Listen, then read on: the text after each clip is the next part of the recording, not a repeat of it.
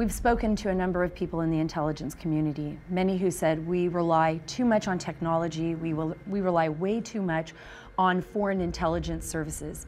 Do you agree? I do. And I think that in the intelligence system, there's really three components. There's people, there's processes, and there's technology.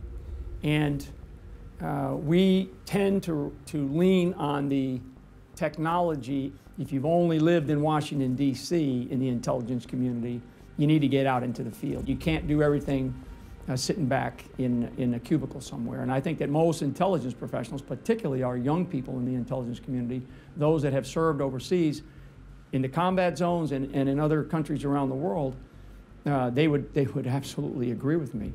Flynn said one of the biggest threats is the global shift in population, specifically in the areas that have become new targets for groups like the Taliban and ISIS.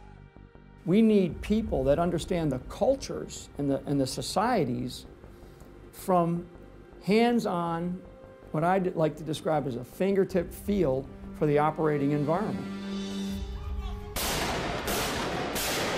The leader of France, your ally in this effort, has put a name on this ideology, which he calls radical Islam. You have bent over backwards, to not ever say that.